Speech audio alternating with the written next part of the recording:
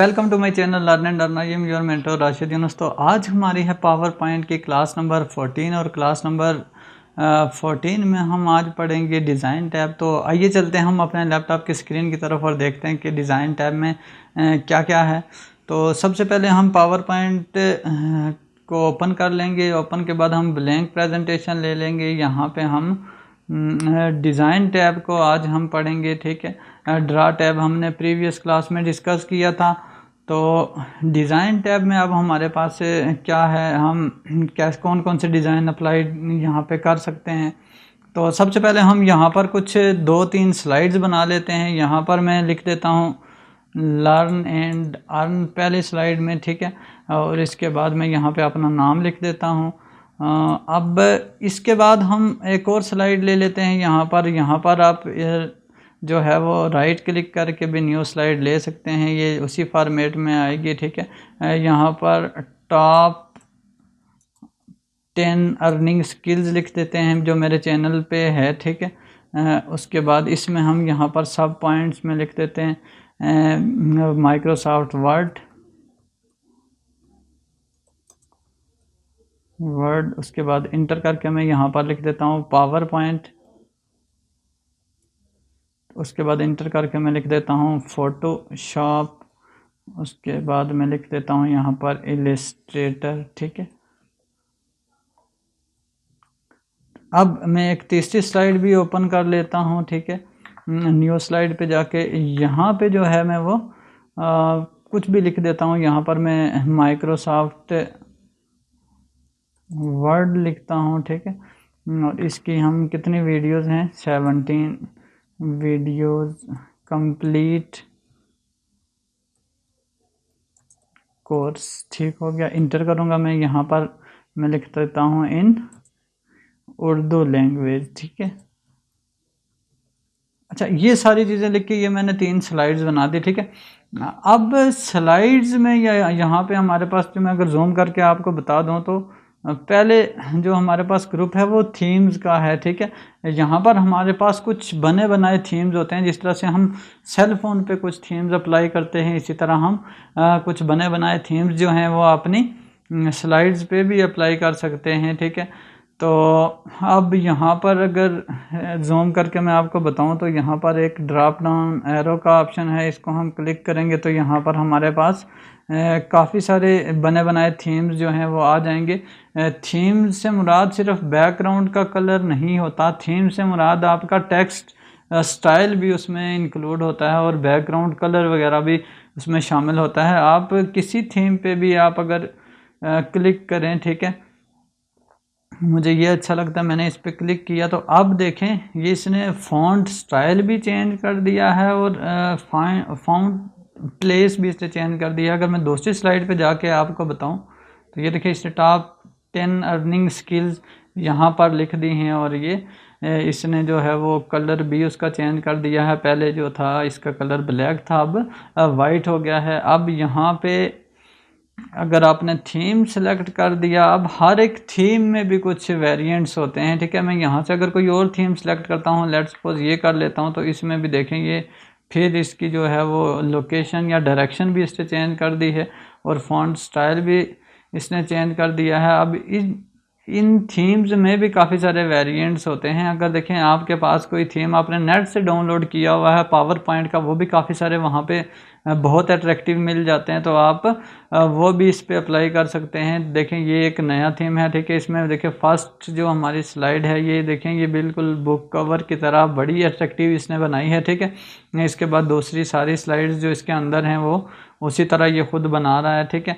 आपने यानी इसमें कोई भी डिज़ाइन खुद नहीं बनाना, बल्कि ये खुद ऑटो जो है वो जनरेट करके आपको थीम्स में मिल जाता है, सिस्टम खुद दे देता है। मैं इसी को सिलेक्ट करता हूँ। इसके बाद आप देखिए यहाँ पर नेक्स्ट जो हमारे पास ग्रुप है वो हमारे पास वेरिएंट्स का है, ठीक है, कि यानी इसमें काफ़ी सारी वेरिएशंस भी हमें मिलती हैं एक ही थीम में, ठीक है। तो यहाँ से आप इसका कलर भी चेंज कर सकते हैं जो डिज़ाइन है उसका, ठीक है। ये मैं ब्लू ग्रीन पे सिलेक्ट करता हूँ तो ये देखें हमारे पास जो पहली स्लाइड है इसमें थोड़ा सा ये चेंजिंग हो गई है। यहाँ पर बने बनाए कलर्स भी होते हैं। ये देखिए सेंटर में अगर आप वाइट रखना चाहते हैं तो वो भी आप यहाँ पे कर सकते हैं, ठीक है। उसके अलावा ये ऑरेंज कलर है, आप इसको भी सिलेक्ट कर सकते हैं। यानी यहाँ पर आपके पास फ़ॉन्ट भी देखें, यहाँ पे आप इसका चेंज कर सकते हैं। मुझे अगर वो अच्छा नहीं लगता जो फ़ॉन्ट इसने खुद अप्लाई किया है, मैं इसको चेंज करना चाहता हूँ, तो यहाँ पे मैं इसको ले लेता हूँ, ये ज़्यादा अट्रैक्टिव लगता है। तो आप कोई भी फ़ॉन्ट इसका चेंज कर सकते हैं, ठीक है। अच्छा, इसके बाद हमारे पास जो है बैकग्राउंड स्टाइल्स हैं, ठीक है। ये भी आप इसमें आप कोई और कलर वगैरह देना चाहते हैं या और कोई स्टाइल, तो वो भी आप दे सकते हैं। ये भी आपके पास यहाँ पर अवेलेबल होते हैं। इसके अलावा इफ़ेक्ट्स भी आप अगर कोई देना चाहते हैं, ठीक है, वो भी आप दे सकते हैं। यहाँ पर ये भी काफ़ी सारे इफ़ेक्ट्स होते हैं, ये मैंने दे दिया।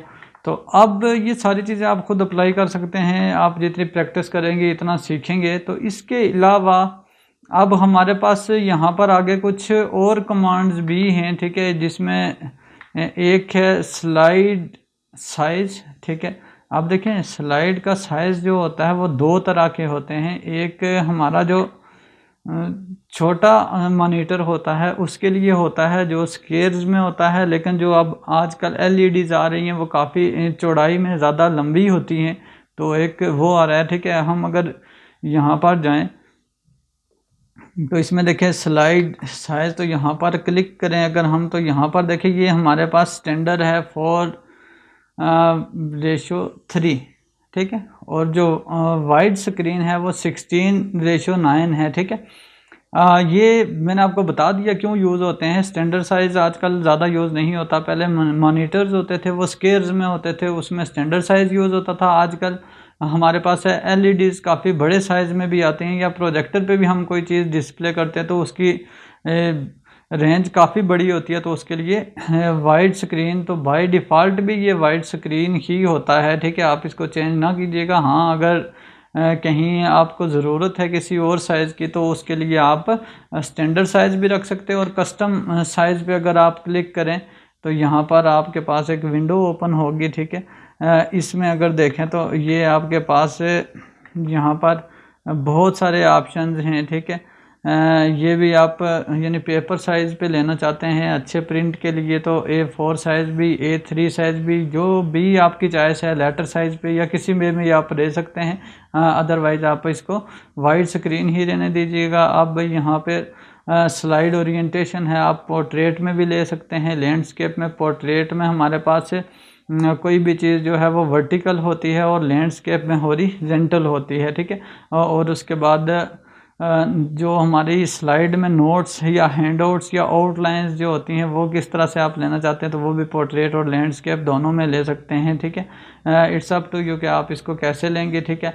और उसके बाद हमारे पास एक लास्ट चीज़ है फॉर्मेट बैकग्राउंड, यानी डिज़ाइन टैब में जो हमारे पास लास्ट चीज़ है वो फॉर्मेट बैकग्राउंड है। आप अगर इस पर क्लिक करें तो यहाँ पर अगर देखें कलर ग्रेडियंट फिल, ठीक है। अगर ग्रेडियंट आपको मैंने बताया था 2 कलर्स का मिक्सचर होता है, ठीक है। तो आप अगर उसको सॉलिड फिल देना चाहते हैं यानी किसी एक ही कलर में, तो वो भी यहाँ पर आप कर सकते हैं। यहाँ पर क्लिक करें, ये देखिए ये हमारे पास पिंक कलर था सॉलिड में, तो ये हमारे पास यही आ गया। मैं ब्लू कर देता हूँ तो ये देखें ब्लू हो जाएगा।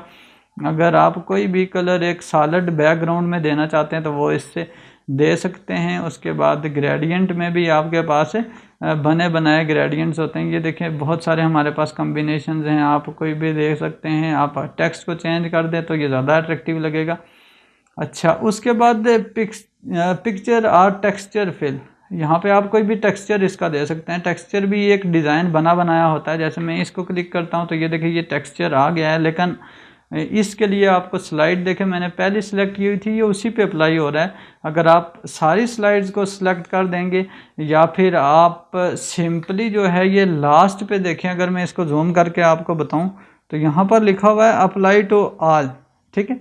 अप्लाई टू ऑल यानी कोई भी आप चेंजिंग करते हैं, सब स्लाइड्स पे आप अप्लाई करना चाहते हैं तो यहाँ पर अप्लाई टू ऑल करेंगे तो ये देखें ये आपकी दूसरी और तीसरी स्लाइड पे भी ये अप्लाई हो गया है, ठीक है। इसी तरह अगर हम कोई पिक्चर यहाँ पर टेक्सचर के बजाय हम पिक्चर कोई अप्लाई करना चाहते हैं हम अपने स्लाइड में, तो इंसर्ट पे क्लिक करेंगे, ठीक है। इंसर्ट पे ये पॉपअप विंडो ओपन होगी फ्रॉम अ फाइल। आप यानी स्टॉक इमेजेस भी ले सकते हैं, ऑनलाइन कोई पिक्चर वेबसाइट किसी से भी डाउनलोड कर सकते हैं, या फिर अगर आपके पास आइकन्स हैं तो वहाँ से भी ले सकते हैं। मैं अपने सिस्टम से लेता हूँ, तो उसके लिए मैं आप जो फर्स्ट ऑप्शन है उस पर क्लिक करूँगा और मेरे पास डेस्कटॉप पे कुछ पिक्चर्स पड़ी हुई हैं, ठीक है। ये देखें, ये फ्री कोर्स जो है ये एक पिक्चर मेरे पास पड़ी हुई है। इसके लिए आप याद रखिएगा, आपके पास से लैंडस्केप कोई पिक्चर होगी तो वो ज़्यादा फिट होगी पूरी स्लाइड पे और वो ज़्यादा अच्छी लगेगी। तो मैं इंसर्ट करता हूँ, तो ये देखें, ये बैक पे जो है हमारी पिक्चर अप्लाई हो गई है, ठीक है। तो यहाँ तक थी हमारी आज की क्लास से। तो आई होप मेरी ये वीडियो आपको पसंद आई होगी। अगर आपने इसमें से कुछ नई चीज़ें सीखी हैं, आपको ये वीडियो पसंद आई है, तो आप इसको लाइक भी कीजिएगा। अगर चैनल पर नए हैं, सब्सक्राइब नहीं किया तो इसको सब्सक्राइब कीजिएगा। Thank you.